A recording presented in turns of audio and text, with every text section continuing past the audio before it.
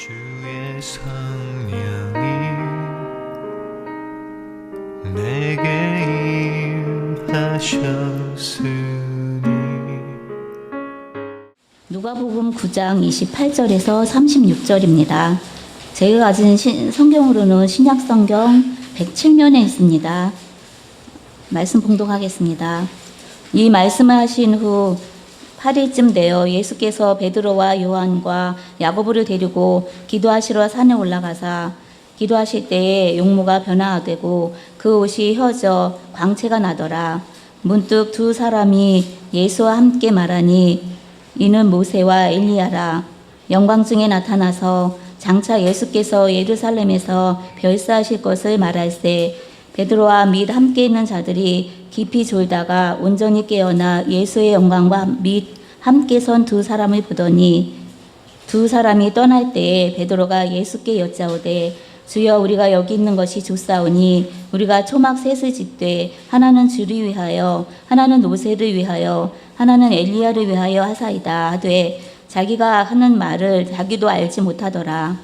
이 말할 즈음에 구름이 와서 그들을 덮는지라. 구름 속으로 들어갈 때에 그들이 무서워하더니 구름 속에서 소리가 나서 이르되 이는 나의 아들 곧 택함을 받은 자니 너희는 그의 말을 들으라 하고 소리가 그침에 오직 예수만 보이더라. 제자들이 잠잠하여 그 본 것을 무엇이든지 그때에는 아무에게도 이르지 아니하니라. 아멘. 이 세상에서 가장 귀한 표현이 36절에 나오고 있습니다.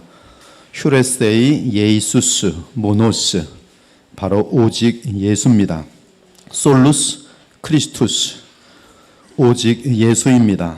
28절을 보니 예수님께서는 가장 가까운 제자 3명을 데리고 산으로 변화산으로 기도하러 올라가십니다. 예수님께서 기도하실 때 예수님의 인성 속에 가려있던 신성이 드러납니다. 영광스러운 신적 본질이 드러납니다. 예수님이 변화하셔서 광채와 영광 속에 계십니다. 이는 부활의 영광을 미리 보여주시는 장면이기도 합니다. 이때 모세와 엘리야가 어디선가 영광 가운데 나타나 예수님과 대화를 나눕니다. 이러보건대 모세와 엘리야는 하늘의 영광 가운데 거하다가 예수님을 만나러 땅에 내려온 것을 알 수 있습니다. 그들이 예수님과 나눈 대화 내용을 보니 31절에 별세라고 되어 있습니다. 예수께서 예루살렘에서 별세 하실 것을 말할세. 그러나 참으로 놀랍게도 별세의 헬라어 원어는 엑소더스입니다. 모세와 엘리야가 예수님과 나눈 내용은 과거의 출애굽 엑소더스가 아니라 새로운 엑소더스, 뉴 엑소더스였습니다. 개정개혁은 별세라고 번역했어요. 그들은 뉴 엑소더스에 대하여 논하고 있습니다. 뉴 엑소더스는 죄악의 세력으로부터, 죄의 심판으로부터, 죽음에서, 저주에서, 사탄으로부터, 육신의 굴레로부터, 그리고 종국적으로는 지옥으로부터의 탈출을 의미합니다. 즉 예수 그리스도의 십자가의 죽음과 부활로 말미암아 모든 믿는 이들에게 임할 뉴 엑소더스에 대해 모세와 엘리야 그리고 주 예수님께서 대화를 나눈 것입니다. 이때 베드로와 요한과 야고보가 졸다가 깨어 부수수한 가운데 이러한 모든 장면을 보게 되고 그들의 대화 내용을 듣게 됩니다. 그들은 그 광경이 너무나 황홀해서 입을 다물 수가 없었습니다. 베드로가 황홀함 가운데 헛소리를 합니다. 여기서 살고 싶습니다. 여기가 좋사오니 초막 셋을 짓겠습니다. 하나는 모세를, 다른 하나는 엘리야를, 그리고 세 번째 것은 예수님을 위해 짓겠습니다. 그러나 불행하게도 베드로는 모세와 엘리야를 예수님과 같은 자리에 함께 놓는 실수를 범하고 있습니다. 이때 구름이 덮칩니다. 구름이 좌우기 깔리고 하나님의 음성이 구름 속에서 들립니다. 대단히 중요한 순간입니다. 하늘로부터 들려오는 하나님의 음성입니다. 사람이 알아들을 수 있는 음성입니다. 그 음성의 내용은 이는 나의 아들 곧 택함을 받은 자니 너희는 그의 말을 들으라는 것이었습니다. 지금 이 사건은 실제 발생했던 역사적인 사건입니다. 이 음성은 어떤 졸다가 들은 어떤 영음 같은 것들이 아닙니다. 이 이야기는 지어낸 이야기가 아닙니다. 역사 속에서 실제로 발생했던 사건으로서 증인들이 많이 있는 사건입니다. 이 장면이 실제였음을 먼 훗날 베드로가 고백합니다. 이 사건은 그가 평생 잊지 못할 사건이었던 것입니다. 베드로는 그가 유언으로 남긴 베드로 후서에서 이렇게 말합니다. 내가 힘써 너희로 하여금 내가 떠난 후에라도 어느 때나 이런 것을 생각나게 하려 하노라. 우리 주 예수 그리스도의 능력과 강림하심을 너희에게 알게 한 것이 교묘히 만든 이야기를 따른 것이 아니요 우리는 그의 크신 위엄을 친히 본 자라. 지극히 큰 영광 중에서 이러한 소리가 그에게 나기를 이는 내 사랑하는 아들이요 내 기뻐하는 자라 하실 때에 그가 하나님 아버지께 존귀와 영광을 받으셨느니라. 이 소리는 우리가 그와 함께 거룩한 산에 있을 때 하늘로부터 난 것을 들은 것이라. 사실 오늘 본문의 장면은 너무 엄청난 장면이라서 말로 다 설명할 길이 없습니다. 성령께서 우리 모두에게 이 장면을 보여주시길 바랄 뿐입니다. 먼저 이 장면을 이해하기 위해서는 삼위일체를 간단히 정리할 필요가 있습니다. 성경에서 가장 중요한 기초 깨달음은 삼위일체입니다. 오직 한 분 하나님이 계신데 이 한 분 하나님은 서로 다르신 세 분 하나님으로 계십니다. 성부 하나님, 성자 하나님, 성령 하나님이십니다. 이 분들은 서로 다른 분이십니다. 그래서 세 분의 하나님들이라고 말할 수 있습니다. 그럼에도 각자 다르신 완전하신 세 분의 하나님은 한 분 여호와 하나님이십니다. 영원하신 참 하나님, 한 분 여호와 하나님은 서로 구별되는 세 분 하나님, 곧 성부 하나님, 성자 하나님, 성령 하나님으로 존재하십니다. 그렇습니다. 우리의 논리를 초월하는 것이 삼위일체입니다. 만일 우리의 논리에 삼위일체가 맞으면 그 사람은 삼위일체를 고백하는 사람이 아닙니다. 오직 믿음으로 받고 깨닫는 것이 삼위일체 고백입니다. 삼위 하나님 중에 유일하게 성자 하나님만이 육체를 입으셨습니다. 다른 분들은 우리와 같은 사람의 육체를 입지 않으셨습니다. 오직 성자 하나님만이 예수 그리스도가 되셨으며 따라서 오직 그분만이 사람의 몸을 입고 오신 하나님의 아들이십니다. 오직 성자 하나님의 위격 안에서만 완전한 신성과 함께 완전한 인성이 존재합니다. 즉 세 분 하나님 중 오직 예수 그리스도만이 하나님이며 동시에 사람이신 분입니다. 따라서 예수 그리스도의 또 다른 별칭은 God man입니다. 즉 하나님이자 사람이세요. 오늘 장면도 구름 속에서 음성을 들려주시는 분은 하나님이십니다. 중요한 점은 성경을 자세히 보면 하나님과 또한 주께서 보내신 성령님은 오직 예수를 증거하기를 조금도 주저하지 않으시며 우리에게 오직 예수만 생각하고 외치도록 뜻하신다는 사실입니다. 이것이 성삼위 하나님의 뜻입니다. 우리를 향한. 오늘 본문의 장면은 구약을 대표하는 모세는 율법을 대표하고 출애굽 사건의 리더입니다. 그는 구약의 중보자예요. 모세와 모든 선자의 대표 엘리야가 예수님과 함께 예수님의 별세에 대하여 말씀을 나누고 있습니다. 곧 뉴 엑소더스, 진정한 의미의 출애굽에 대해 말하고 있습니다. 모세와 엘리야의 등장은 모든 구약을 대표합니다. 모세는 율법과 출애굽을 대표합니다. 엘리야는 구약의 선자들을 대표합니다. 그러므로 이 장면은 모든 구약이 예수 그리스도를 지칭하는 것을 의미합니다. 모세와 엘리야로 대표되는 율법과 선지자, 곧 구약은 예수 그리스도의 십자가와 죽음을 나타내고 있는 것입니다. 사도행전 1장 3절을 보면 십자가에서 돌아가신 후 부활하신 주님께서는 사흘 만에 부활하시죠. 부활하신 주님께서는 승천하시기 전까지 약 40일 동안 이 땅에 계셨습니다. 교회 50년 다녔는데 예수님 사흘 만에 부활하셔서 곧바로 승천할 줄 알고 있는 사람 허다하게 많아요. 무식의 극치입니다. 예수님께서는 부활하셔서 40일 동안 부활체로 이 땅에 살아 계셨습니다. 그 기간 동안 부활하신 주 예수께서는 이 땅에서 제자들에게 하나님 나라의 일을 가르치셨어요. 그가 고난 받으신 후에 또한 그들에게 확실한 많은 증거로 친히 살아계심을 나타내서 40일 동안 그들에게 보이시며 하나님 나라의 일을 말씀하시니라. 예수께서는 부활체를 입고 이 땅에 40일 동안 계시면서 제자들에게 더 큰 비밀을 가르치셨던 것입니다. 이때 부활체로 이 땅에 계시면서 주께서 가르치신 핵심 내용은 모든 구약이 자신에 대한 글이라는 것이었어요. 부활하신 우리 주 예수님의 가르치십니다. 이르시되 미련하고 선자들이 말한 모든 것을 마음에 더디 믿는 자들이요 그리스도가 이런 고난을 받고 자기 영광에 들어가야 할 것이 아니냐 하시고 이에 모세와 모든 선자의 글로 시작하여 모든 성경에 쓴 바 자기에 관한 것을 자세히 설명하시니라. 누가 40일 동안에 이 땅에 계시는 예수께서 부활하신 예수님의 가르치심이 모든 성경은 나에 대한 것임을 자세히 설명하여 가르치셨더라. 이에 구운 생선 한 토막을 드리니 받으사 그 앞에서 잡수시더라. 또 이르시되 내가 너희와 함께 있을 때에 너희에게 말한 바 곧 모세율법과 선자의 글과 시편에 나를 가리켜 기록된 모든 것이 이루어져야 하리라 한 말이 이것이라 하시고 이에 그들의 마음을 열어 성경을 깨닫게 하시고 또 이르시되 이같이 그리스도가 고난을 받고 제3일에 죽은 자 가운데 살아날 것과 또 그의 이름으로 죄사함을 받게 하는 회개가 예루살렘에서 시작하여 모든 족속에게 전파될 것이 기록되었으되 너희는 이 모든 일의 증인이라. 볼지어다 내가 내 아버지께서 약속하신 것을 너희에게 보내리니 너희는 위로부터 능력으로 입혀질 때까지 이 성에 머물라 하시니라.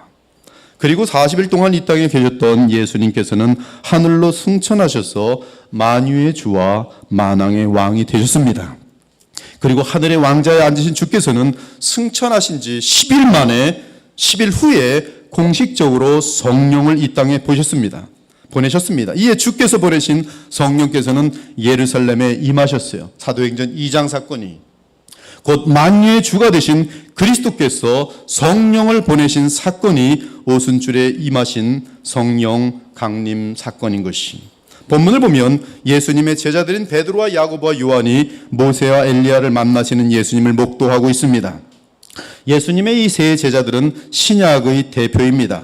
즉 구약의 대표들과 신약의 대표들이 예수님을 중심으로 모여 있고 그 모임에서 다룬 핵심 내용은 예수님의 십자가의 죽으심과 부활이요 새로운 엑소더스였던 것이 즉 구약과 신약의 성경 전체가 주 예수 그리스도의 고난과 부활 그리고 그 사건으로 인한 죄사함과 및 영생 나아가 성령의 강림을 말한 것입니다. 그리고 이 모든 것을 하늘의 하나님이 증거하십니다. 하나님도 예수 그리스도가 드러나도록 너희는 그의 말을 들으라고 말씀하시면서 하나님의 아들 예수 그리스도를 역사의 주인공으로 만드십니다. 사실 히브리서 1장 8절을 보면 이 사실을 더욱 분명하게 해줍니다. 그 구절의 주어는 하나님이신데 하나님께서 아들에 관하여 이렇게 말씀하십니다. 하나님이여 주의 보좌는 영영하며 주의 나라의 규는 공평한 규이니이다. 하나님 아들께서 영원히 이 땅에서 다스릴 그 나라. 근데 그 아들을 향하여 하나님께서 하나님이여 주의 보좌는 영영하며 주의 나라와 그 규는 공평한 공의한 규이니이다. 이는 하나님께서 하나님의 아들 그리스도를 하나님으로 칭하면서 지극히 높이시는 장면입니다. 또한 빌립보서 2장 9절에서 11절에서도 같은 내용을 지지합니다. 이러므로 하나님이 그를 지극히 높여 모든 이름 위에 뛰어난 이름을 주사 하늘에 있는 자들과 땅에 있는 자들과 땅 아래에 있는 자들로 모든 무릎을 예수의 이름에 꿇게 하시고 모든 입으로 예수 그리스도를 주라 신하여 하나님 아버지께 영광을 돌리게 하셨느니라. 이 내용을 보면 하나님은 오직 예수님이 주로 고백되는 곳에서 영광을 받으시는 것을 발견할 수 있습니다. 즉 하나님 아버지는 예수님을 역사의 주인공으로 만드셨어요. 여러분의 주는 우리 주 예수 그리스도예요. 그것은 하나님의 뜻입니다. 예수님 승천 이후 10일 만에 오순절 날에 오신 성령님도 마찬가지입니다. 성령님 자신이 드러나기보다 그분도 예수님의 십자가와 부활을 드러내시며 주의 백성들로 하여금 주 예수님을 사랑하고 바라보고 주 예수님의 이름만 들어도 감사와 사랑으로 울렁거리게 만드는 일을 누가 하시는가? 우리 마음속에 내재하시는 성령이 하시는 것이. 20세기 및 21세기의 성령 운동의 문제점은 바로 이 점입니다. 이로 인하여 이 신학적인 오류로 말미암아 무수하게 많은 사탄의 역사를 성령의 사역으로 오해하는 일들이 교회에 비일비재하고 있어요. 지금 전 세계로 이러한 그릇된 역사들이 퍼지고 있습니다. 그것도 1, 2년이 아니라 수십 년 동안 지금 진행되고 있어요. 피르 와그너의 그런 어떤 매핑 티어리랄지 신사도 운동 같은 거랄지. 하나님과 성령의 의도는 오직 예수인데 사람들은 성령님을 주인공으로 만들려고 합니다. 이는 잘못된 것이. 왜냐하면 성령은 우리 주 예수 그리스도를 증거하기 위해 이 땅에 오셨기 때문이. 내가 아버지께로부터 너희에게 보낼 보혜사, 곧 아버지께로부터 나오시는 진리의 성령이 오실 때에, 예수께서 보낼 보혜사입니다. 그 보혜사는 아버지께로부터 나오시는 진리의 성령이, 그 진리의 성령이 오실 때 그 성령은 나를 증언하실 것이요 너희도 처음부터 나와 함께 있었으므로 증언하느니라. 사도행전을 보면 성령을 받은 자들마다 예루살렘과 온 유대와 사마리아와 땅끝까지 이르러 내 증인, 즉 성령의 증인이 아니라 예수의 증인이 됩니다. 따라서 사도행전의 요약이라고 할 수 있는 사도행전 1장 8절은 오직 성령이 너희에게 임하시면 너희가 권능을 받고 예루살렘과 온 유대와 사마리아와 땅까지 이르러 내 증인, 이 말씀을 하고 계시는 분은 부활 승천 바로 직전에 예수님이 내 증인이 되리라. 내 증인. 너희가 성령을 받게 될 것이다. 언제? 내가 왕위에 즉위하여 성령을 보내실 것인데 그 성령이 너희에게 임하면 너희는 내 증인이 될 것이다. 즉 성령의 권능을 받으면 내 증인, 즉 부활 승천하신, 우리를 위하여 십자가에 죽으신 주 예수 그리스도의 증인이 되는 것이. 그러므로 성령의 역사는 다른 곳에 있지 아니하고 바로 예수 그리스도의 증인이 되는 데 있습니다. 다시 말하면 성령의 임함은 예수님의 십자가의 도를 더욱 알게 하고 우리로 하여금 부활하신 주님과 연합하게 함으로써 오직 예수만으로 살며 예수님만을 입과 행실로 증거하게 하시는 것이. 우리가 잘 알다시피 사도행전은 성령의 역사를 기록한 책입니다. 또한 동시에 성령의 가르침을 기록하고 있습니다. 사도행전은 성령의 사람들을 통하여 말씀하신 것이며 그들을 통한 성령의 사역을 기록하였습니다. 성령께서는 특히 사도행전을 통해서 성경을 보는 방법을 알려주십니다. 그 방법을 저는 그리스도 중심의 성경 해석이라고 칭합니다. 그리스도 중심의 성경 해석이라고 칭합니다. 성령의 성경 해석 방법은 성령 충만한 자들의 설교를 들어보면 곧바로 알 수 있습니다.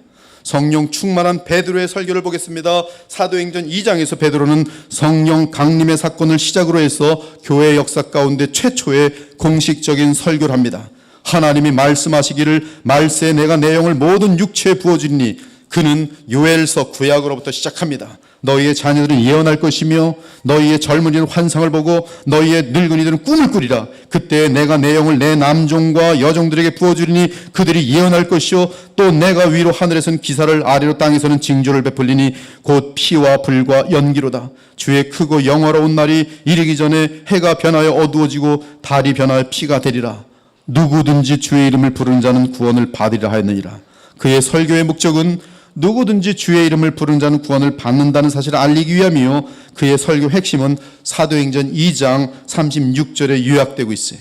즉 구약의 요엘서부터 시작해서 쫙 나가더니 그의 결론은 그런즉 이스라엘 온 집은 확실히 알지니 너희가 십자가에 못 박은 이 예수를 하나님이 주와 그리스도가 되게 하셨느니라. 베드로의 첫 번째 설교의 결과입니다. 그들이 이 말을 듣고 마음에 찔려 베드로와 다른 사도들에게 물어 이르되 그러면 형제들아 우리가 어찌할꼬 하거늘. 베드로가 이르되 너희가 회개하여 각각 예수 그리스도의 이름으로 세례를 받고 죄 사함을 받으라. 그리하면 성령의 선물을 받으리니 이 약속은 너희와 너희 자녀와 모든 먼데 사람 곧 주 우리 하나님이 얼마든지 부르시는 자들에게 하신 것이라고 또 여러 말로 확증하며 권하여 이르되 너희가 이 패역한 세대에서 구원을 받으라 하니 그 말을 받은 사람들은 세례를 받음에 이날에 신도의 수가 3,000이나 더하더라. 다시 사도행전 3장으로 가면 베드로의 설교가 또 나옵니다. 이때 베드로는 성령의 충만함을 입고 성령의 인도하심에 따라 설교하고 있습니다. 그런데 그 설교의 핵심은 오직 예수를 증거하는 것이었어요. 예수 외에는 구원의 길이 없음을 선포합니다. 또 주께서 너희를 위하여 예정하신 그리스도 곧 예수를 보내시리니 하나님이 영원 전부터 거룩한 선지자들의 입을 통하여 말씀하신 바 만물을 회복하실 때까지는 하늘이 바땅이 그를 받아들이라. 모세가 말하되 주 하나님이 너희를 위하여 너희 형제 가운데서 나 같은 선지 하나를 세울 것이니 너희가 무엇이든지 그의 모든 말을 들을 것이라. 누구든지 그 선지의 말을 듣지 아니한 자는 백성 중에서 멸망받으리라 하였고, 또한 사무엘 때로부터 이어 말한 모든 선자도 이 때를 가리켜 말하였느니라. 베드로는 하나님이 영원 전부터 거룩한 선자들의 입을 통해 말씀하신 그분이 예수 그리스도라고 알려주고, 또한 모세가 말한 그 선자가 바로 예수님이라고 알려주면서 구약 전체에서 예수님을 증거하고 있어요. 사도행전 7장을 보면 성령과 지혜로 충만한 스데반의 설교가 나옵니다. 그는 아브라함에서 이삭, 야곱, 요셉, 애굽에서의 이스라엘, 모세의 탄생, 출애굽, 이스라엘 민족의 광야 생활, 다윗, 솔로몬, 그리고 그 이유를 이 파노라마로 이야기하더니 결과를 말합니다. 목이 곧고 마음과 귀에 할례를 받지 못한 사람들아, 너희도 너희 조상과 같이 항상 성령을 거스르는도다. 너희 조상들이 선자들 중에 누구를 박해하지 아니하느냐. 의인이 오시리라고 예고한 자들을 그들이 죽였고, 선자들은 그 의인이 오리라고 계속 예언했다는 말씀이죠. 의인이 오시리라 예고한 그 선자들 너희들이 죽였고, 이제 너희는 그 의인을 잡아준 자요 살인한 자가 되었으니 너희는 천사가 전한 율법을 받고도 지키지 아니하였도다 하니라. 그 의인은 성경 구약에서 계속 예언해 오는 하나님의 나라를, 또 우리를 대속할 그 의인이, 이사야 53장 11절 나의 의로운 종이 자기 지식으로 많은 사람을 의롭게 하며 대속의 역사지요. 나의 의로운 종이 자기 지식으로 많은 사람을 의롭게 하며 또 그들의 죄악을 친히 담당하시리라. 그 의인을 구약의 예언자들은 예언해 왔는데 너희는 심지어 그 의인까지 죽였다. 또한 스가랴 선자가 말한 그 의인입니다. 시온에 따라 크게 기뻐할지어다. 예루살렘에 따라 즐거이 부를지어다. 보라, 내 왕이 내게 임하시나니 그는 의로우시며 구원을 베푸시며 겸손하셔서 나귀를 타시나니 나귀의 작은 것 곧 나귀 새끼니라.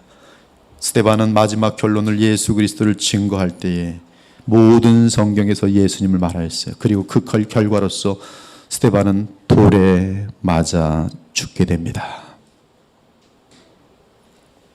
사도행전 8장에서는 성령으로 인도함을 받는 빌립의 사역이 나옵니다. 그리고 에디오피아 여왕 간닥의 내시가 등장합니다. 그 내시는 예루살렘에서 예배하러 왔다가 병거를 타고 다시 에디오피아로 돌아가고 있었습니다. 그때 그는 병거에서 선지자 이사야의 글을 읽고 있었습니다. 빌립이 그를 만나 물어봅니다. 당신이 읽는 것을 깨닫고 있습니까? 이때 내시가 읽던 구절은 이사야 53장 7절이었어요. 그가 곤욕을 당하여 괴로울 때에도 그의 입을 열지 아니하였으며 마치 도수장으로 끌려가는 어린 양과 털 깎는 자 앞에서 잠잠한 양같이 그의 입을 열지 아니하였도다. 사도행전 8장 34절 35절은 이렇게 기록되고 있습니다. 그 내시가 빌립에게 말하되 청컨대 내가 묻노니 선자가 이 말한 것이 누구를 가리킴이냐? 자기를 가리킴이냐? 타인을 가리킴이냐? 빌립이 입을 열어 그 글에서부터 시작하여 예수를 가르쳐 복음을 전하니라. 사도행전 13장에는 성령의 계시를 받은 바울의 설교가 나옵니다. 그는 구약의 출애굽 사건부터 시작해서 사무엘, 다윗의 후손, 세례 요한, 그리고 예수 그리스도를 말합니다. 그러면서 예수님에 대해 말하길 죽일 죄를 하나도 찾지 못하였으나 빌라도에게 죽여달라 하였으니 성경에 그를 가리켜 기록된 말씀을 다 응하게 한 것이라. 후에 나무에서 내려다가 무덤에 두었으나 하나님이 죽은 자 가운데서 그를 살리신지라고 합니다. 그리고 그 설교의 결론으로는 사도행전 13장 37절에 39절에 나옵니다. 하나님께서 살리신 이는 썩음을 당하지 아니하였나니 그러므로 형제들아 너희가 알 것은 이 사람을 힘입어 죄사함을 너희에게 전하는 이것이라. 이 예수가 오직 유일한 죄사함의 은혜의 길이란 말씀이, 그거 증거하기 위해서 성경 다 얘기하고 있어요. 죄사함을 얻게 하려고, 영생 얻게 하려고, 천국 들어가게 하려고, 하나님과 교통할 수 있도록 하려고 모든 성경을 가르치고 있는 것이. 여기서 그리스도의 부활은 다윗의 왕위를 잇는 영원한 왕을 뜻하며 나아가 주의 백성을 대신하여 죄를 중보하시는 영원한 대제사장을 뜻합니다. 즉 부활하신 그리스도는 왕이시며 대제사장으로서 영원히 살아가셔서 영원히 살아계셔도 그 직분을 감당하심을 의미하는 것이, 성령이 오순절을 계기로 역사 속에 임하신 이후에 믿는 자들마다 성령을 받게 됩니다. 그런데 특이한 것은 성령을 받은 모든 신약 사도 및 예수 그리스도의 제자들의 가르침은 모든 성경을 통하여 오직 예수를 선포하는 것이었어요. 이 사실을 아무도 부인할 수 없습니다. 여러분 사도 바울의 13권 또는 14권의 서신을 읽어보세요. 여기서 말씀 전했던 분인데 그분이 그 대명사를 가지고 다 찾아가지고 집어넣어봤어요. 목사님 바울 서신 보니까 96% 이상이 매 절마다 한 번도 빠진 적이 없대요. 예수가. 즉 예수에 대한 글이에요. 신약 전체는 오직 예수예요. 아무도 부인할 수 없어요. 따라서 성령은 하나님과 영광을 얻으신 그리스도 예수께서 보내시며 이 땅에 오신 성령의 가장 큰 사명은 오직 예수를 증거하는 것이. 그러므로 사도행전의 역사는 성령의 사역으로서 바로 오직 예수의 사역이시며 이는 하나님의 말씀과 분리되어 역사하지 않으시고 특히 예수 그리스도와 항상 하나이시면서 오직 예수를 외치시는 것입니다. 그러므로 성경의 저자이신 성령은 성경을 통하여 오직 예수를 증거하시고 또한 친히 당신의 사역에서도 오직 예수만 드러내셨던 것이, 그리고 지금도 성도들의 마음속에 내재하시면서 그들로 하여금 그리스도와 연합하여 살도록 하면서 오직 예수로만 살게 하시는 것이, 이에 성령으로 사는 성도의 신앙생활은 바울의 고백도 정확하게 일치합니다. 내가 그리스도와 함께 십자가에 못 박혔나니 그런즉 이제는 내가 사는 것이 아니 오직 내 안에 그리스도께서 사시는 것이라. 이제 내가 육체 가운데 사는 것은 나를 사랑하사 나를 위하여 자기 자신을 버리신 하나님의 아들을 믿는 믿음 안에서 사는 것이라. 구세군의 창시자 윌리엄 부스는 마지막 임종시에 유언을 하기 위하여 종이를 요청했어요. 마지막 숨이 거두어지고 있는 순간입니다. 급히 제자들이 윌리엄 부스에게 종이를 하나 갖다 줬어요. 근데 윌리엄 부스는 마지막 숨을 거두기 전에 하나의 글을 썼는데 오직 예수라는 단어를 쓰고 이 세상을 떠났어요. 제가 설교학을 배울 때 하비컨, 가나베, 한국 이름은 가나베고요. 영어 이름은 하비컨인데 이 하비컨 교수라는 분에게 배웠습니다. 그분은 미국 정통 장로교에서 한국으로 파송되었던 선교사였는데 1960년부터 72년까지 12년 동안 한국교회가 오직 말씀에 서서 성장하도록 위대한 일을 이루신 참으로 귀한 분이셨습니다. 제가 웨스트민스터에서 한창 공부하던 1999년에 암으로 세상을 떠나셨습니다. 그분이 가르치던 설교학에서 신학생들이 설교를 합니다. 그런데 설교에서 예수가 빠지면 자동으로 F입니다. 왜냐하면 예수 빠진 설교는 세상 도덕이 가르치는 것과 다를 바가 없고 그러면 이슬람과 불교 등과 다를 바가 없으며 따라서 아무런 의미가 없다는 것이, 또한 설교에서 오직 예수가 빠지면 성도를 거룩하게 하는 성령의 역사가 있을 수 없다는 것이, 그러한 설교는 세상에서의 도덕 및 사회 강연과 다를 바 없다 하였어요. 사실 설교에서 오직 예수가 빠지면 우리가 성경 보는 것이 유대인들과 다를 바가 없는 것이, 구원받지 못하고 복음의 능력이 알지 못하는 것이 그냥 동창회 하러 모이는 것과 교회 모이는 것과 별 차이 없는 거예요. 오늘 본문의 36절에서 사도 누가가 말합니다. 오직 예수만 보이더라. 다 물러가고 오직 예수만 남으십니다. 오직 예수만 남으시는 것이, 우리의 존재는 다 보이지 않아도 우리의 설교가 마친 후에는 오직 예수만이 남아야 하는 것이, 제가 이 단에 올라올 때마다 기도드리는 것이 사실 정확하게 이 기도예요. 저는 감추어지고 오직 예수님만이 저들 마음속에 중매되게 하소서. 예수님과 연합되게 하소서. 우리의 인생이 다 끝나도 그 인생 끝에는 오직 영원하신 예수님만 남는 것이, 예수 그리스도는 어제나 오늘이나 영원토록 동일하시니라. 베드로가 성령이 충만하여 소리칩니다. 성령으로 충만한 가운데, 성령으로 충만하게 성령의 완벽한 인도하심을 받는 가운데 소리칩니다. 다른 이유에서는 구원을 받을 수 없나니 천하 사람 중에 구원을 받을 만한 다른 이름을 우리에게 주신 일이 없습니다. 오직 예수예요. 오직 예수입니다.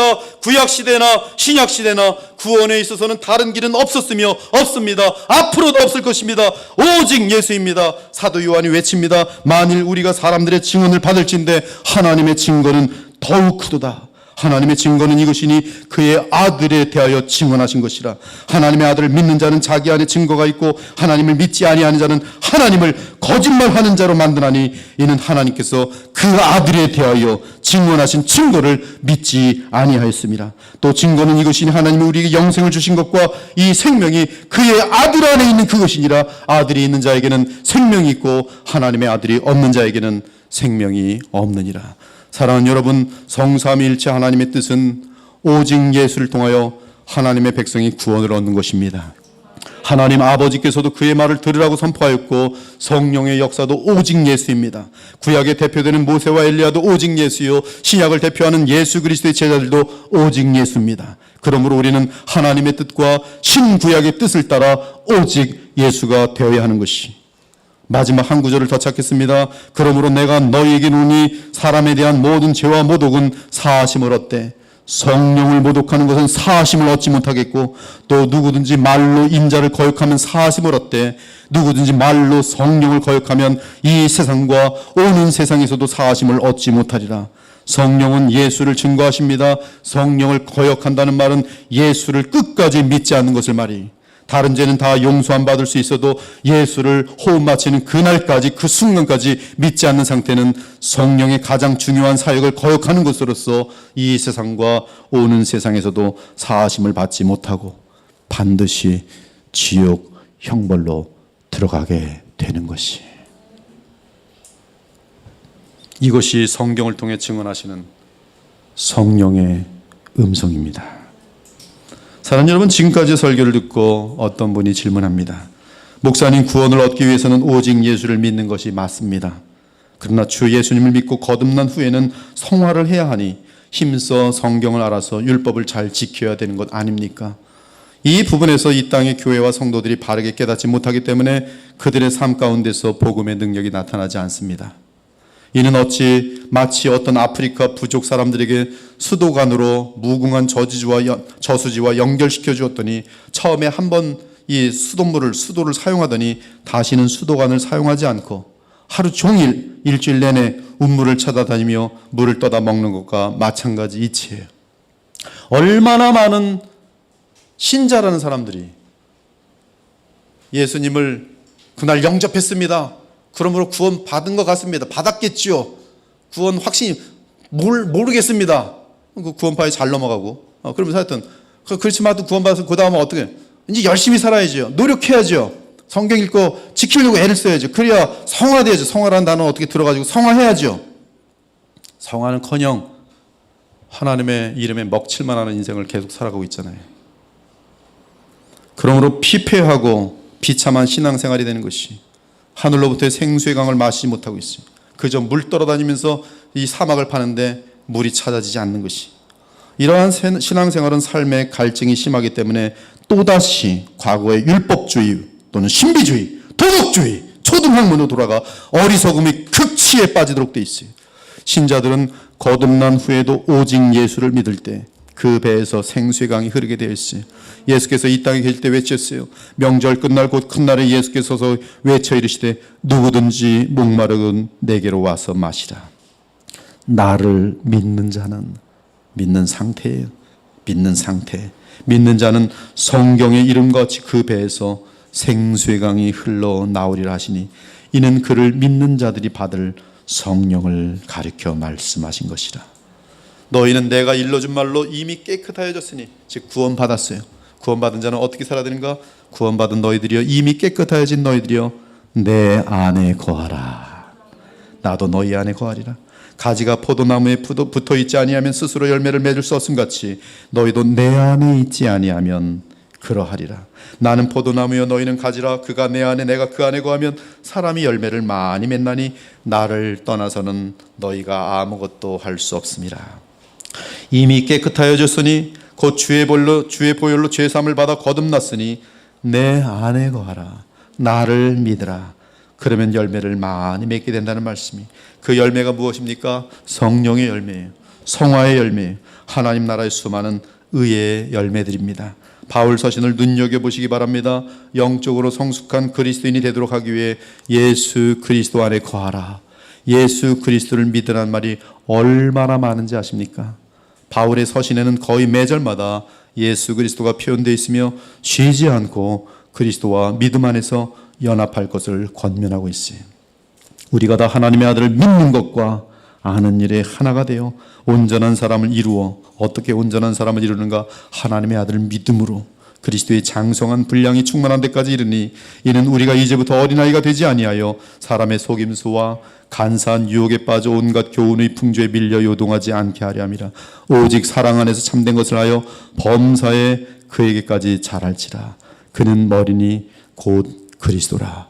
그에게서 온몸이 각 마디를 통하여 도움을 받음으로 연결되고 결합되어, 어떻게? 믿음으로 각 지체의 분량대로 역사하여 그 몸을 자라게 하며 사랑 안에서 스스로 세우느니라. 그러므로 먹고 마시는 것과 절기나 초하루나 안식일을 이유로 누구든지 너희를 비판하지 못하게 하라. 이것들은 장래일의 그림자이나 몸은 그리스도의 것이니라. 즉 구약의 모든 것들은 예표, 그림자일 뿐이지 그 실체는 그리스도라고 말한 것이. 개역 개정은 참 어려워요. 번역을 이렇게 해도 우리는 어떻게 합니까? 이것들은 장래일의 그림자이나 몸은 그리스도의 것이니라. 제가 해석해 드리니까 쉽지요. 이 모든 것들은 구약에서 이 장래 나타날 어떤 실체를 나타내는 그림자이지만 그 실체는 그리스도라. 아무도 꾸며낸 겸손과 천사 숭배를 이유로 너희를 정죄하지 못하게 하라. 그가 그 본 것에 의지하여 그 육신의 생각을 따라 헛되이 과장하고 머리를 붙들지 아니하는지라.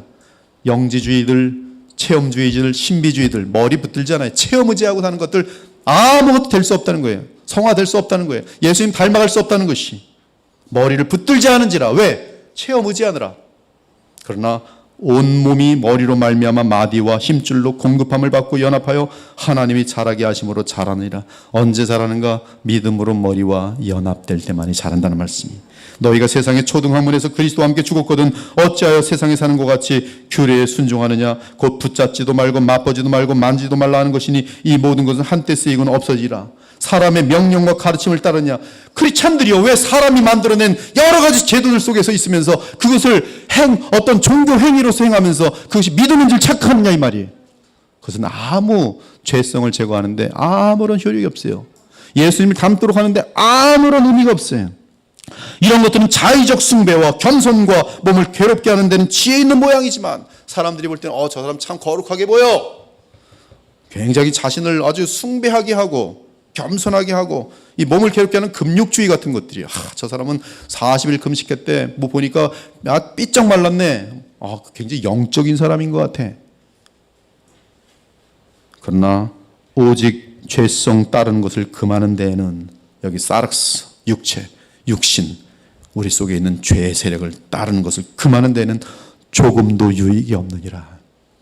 언제 우리가 우리 속에 있는 죄성을 이길 수 있는가?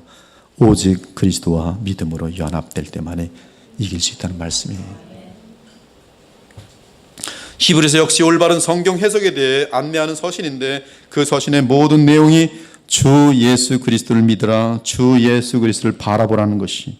그 이유는 주 예수 그리스도를 믿을 때 그분으로부터 성령이 흘러나와 우리에게 한없는 은혜와 능력과 생명과 사랑을 부으시기 때문입니다. 그것이 바로 우리의 평생 신앙생활인 것이. 머리에 붙어 있을 때만이 머리로부터의 지시와 생명이 흐르는 것이.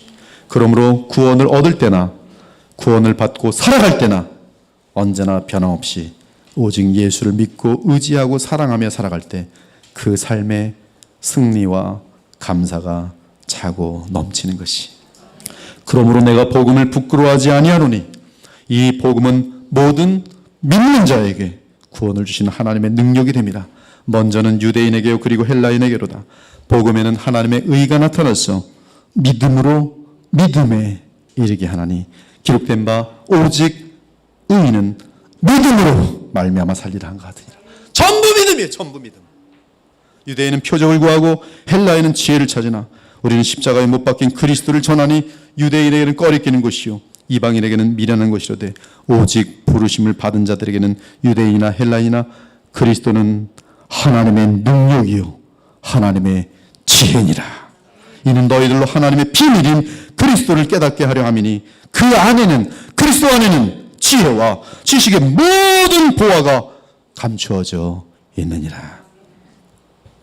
이에 바울이 말합니다. 내가 너희 중에서 예수 그리스도와 그의 십자가에 못 박히신 것 외에는 아무것도 알지 아니하기로 작정하였습니다. 반대로 말하면 무슨 말씀이에요? 모든 성경에서 나는 오직 예수 그리스도와 그의 십자가에 못 박히신 것만 증거하겠다는 것이 정확하게 예수님의 가르침이 수렴된 바울의 모습을 발견할 수가 있어요. 이 자리에 계신 주님의 귀한 백성 여러분, 지금 이후로 여러분 평생 모든 성경에서 그리스도를 만나 그분 안에서 여호와 하나님과 연결되기를 바랍니다. 즉 오직 예수로 살아보십시오. 성령의 놀라운 역사와 함께 삶의 엄청난 도약을 체험하게 될 것이에요.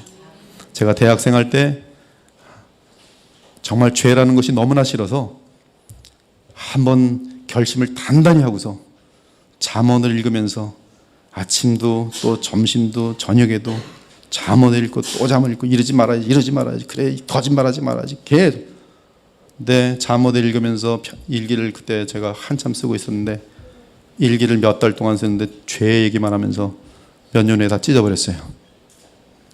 죄를 이기는커녕 죄책 속에서 시달리면서 아주 사람이 정신병에 걸리겠더라고요. 복음이 없이 성경만 볼 때 아무것도 모르는 거예요.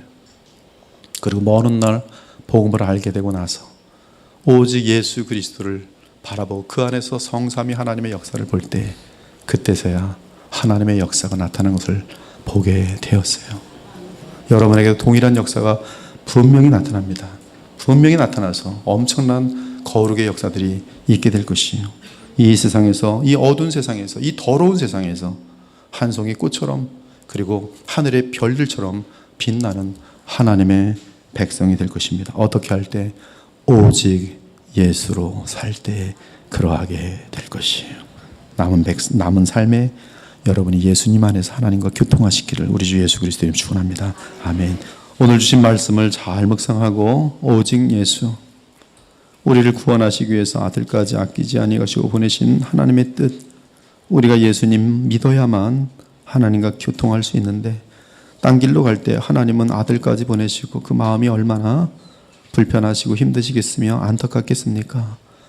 성령께서는 우리에게는 오직 예수만이 하늘의 기쁨을 누릴 수 있는 길이기에 오늘도 그 목이 다 터지도록 주의 종들을 통해 오직 예수를 부르짖습니다. 이 시간 오직 예수를 믿으시기 바라요. 예수님은 하나님의 아들이시며 우리를 위하여 그리스도가 되기 위해서 이 땅에 오신 구세주이십니다. 여러분의 왕이시고 여러분의 대제사장이시고 여러분의 마지막 말씀이세요. 예수님을 마음속에 영접하고 오늘도 그분 안에서 주시는 하늘의 기쁨이 무엇인지 성령 안에서 누렸으면 좋겠습니다. 제가 이 기쁨을 알기에 무릎 꿇고 정말 목이 터지라 외치고 싶은 것, 예수님 믿으세요. 방황하지 말고 이 세상에 지치지 말고 그저 두려움 속에 살지 말고 예수 믿기 바랍니다. 죄에 허덕이는 자들마다, 죄를 이기지 못하는 자들마다 율법으로 이기려 하지 말고 그 죄를 넉넉히 이기도록 우리에게 성령을 부어주시는 예수님 믿으세요. 예수님 믿을 때 그 배에서 생수의 강이 흘러 넘칠 것입니다. 이 시간에 각자 하나님 앞에서 기도하는 시간 되길 원합니다. 함께 기도 올리겠습니다. 하나님, 오늘 예배하는 이 자리에 혹시 거듭나지 않은 영혼이 있습니까? 주님 찾아가 주시고 예수님이 믿어질 수 있도록 주님 그 마음의 눈을 열어주시고 또 회개할 수 있도록 도와주시기 원합니다. 예수님을 믿는다고 하지만 여전히 세상에 눌려있고 그리고 정신이 없고 예수님도 잘 믿어야 하는데 바쁜 일정 때문에 살다가 또 죄에 무너지고 비참을 또 당하고 또 방황하고 인생을 낭비하는 영혼들이 있습니까? 오늘 말씀처럼 예수님께 돌아와 예수님 믿고 하나님과 교통하는 복된 영혼들이 다 되게 하여 주옵소서. 하나님의 전능하신 능력이 예수 그리스도 안에서 어떻게 나타나는지 저희들 모두가 누리게 하시고 하나님이 얼마나 풍성하고 좋으신 분인지 이 땅에서도 이 험한 세상 속에서도 어두운 세상 속에서 하늘의 빛을 누리며 하늘의 영광을 볼 수 있는 복된 백성들이 다 되게 하여 주시옵소서. 이 복된 소식을 알지 못하고 죽어가는 영혼들을 볼 때마다 주여 가슴이 너무 슬프고 너무 안타까울 때가 많습니다. 하나님, 이 작은 재단을 통해서도 이곳에 오는 사람만이라도 주님 분명히 구원받고 하나님을 닮아가고 또 주의 품에 안기며 그 기쁨을 영위할 수 있도록 역사하여 주시고, 이 교회 지경이 많이 넓어져서 허다한 영혼들을 구원할 수 있고 또 예수님을 바라보게 함으로 그리스도를 닮게 하는 온전한 역사들이 나타나는 교회로 복을 내리고 주시옵소서. 살아계신 우리 주 예수 그리스도의 이름으로 기도 올리옵나이다. 아멘.